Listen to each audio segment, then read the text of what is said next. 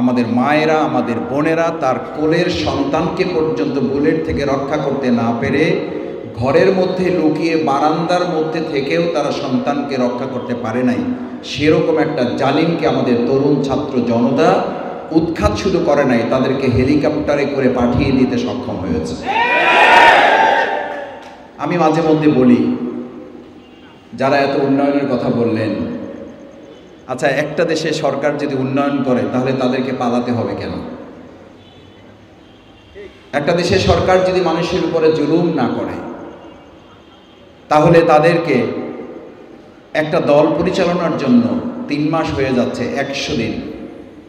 আমি মাঝে মধ্যে পত্রপত্রিকার কিছু খবর পড়ার চেষ্টা করি, সামাজিক যোগাযোগ মাধ্যমে কিছু কথা দেখার চেষ্টা করি, দেখি 3 মাসে আমরা কি করেছি তার পর্যবেক্ষণ কি হয়েছে 3 মাসে।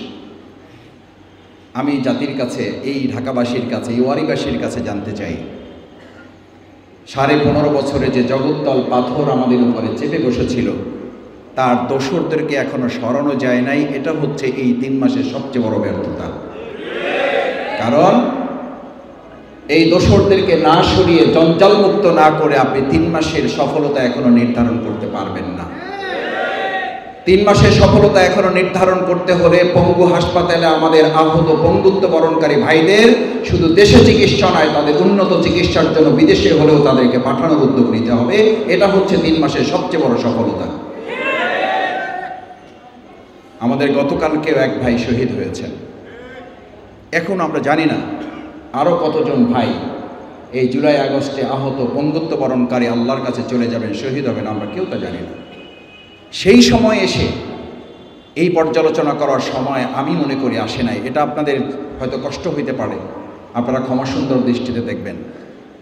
আমি বলছি এই জন্য যে বিগত 15.5 বছরে যে বাংলাদেশকে ভেঙে চুরে খান খান করে ফেলা হয়েছে, আমাদের অনেকে সাংবাদিক ভাইয়েরা, আমাদের অনেক সহকর্মী ভাইয়েরা আমাদের কাছে জানতে চান, মাসুদ ভাই 3টা মাস চলে গেল, আমরা এখনো বাজারে দ্রব্যমূল্যের ঊর্ধ্বগতি লাগাম টানতে পারি নাই। এটা যেমন ঠিক, এর সাথে আরেকটা ভিতরে ঠিক আছে, যে আমাদের ভাইয়েরা বলেন খবরের পিছনে আর একটা খবর আছে। সেই খবরটা কি?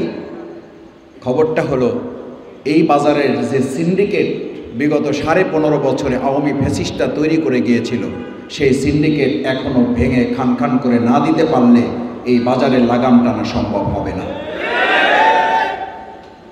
আমরা আজকে অন্তর্বর্তীকালীন সরকারের কাছে উদাত্ত আহ্বান জানাতে চাই, আমাদের আহত পঙ্গুত্ব বরণকারী ভাইদের উন্নত চিকিৎসার জন্য দেশের সর্বোৎকৃষ্ট চিকিৎসা দেওয়ার পাশাপাশি তাদের দেশের বাইরে চিকিৎসার জন্য শুধু 1 জনকে বা 2 জনকে বা 5 জনকে নয়, যদি প্রয়োজন হয় তাহলে 200 জনকে, 500 জনকে, যাদের প্রয়োজন হবে তাদের নেওয়ার উদ্যোগ গ্রহণ করা হোক। সরকারের পাশাপাশি এদেশের জনগণ তাদের পাশে দাঁড়িয়ে যে কোনো সহযোগিতা করার জন্য আমরা প্রস্তুত আছি।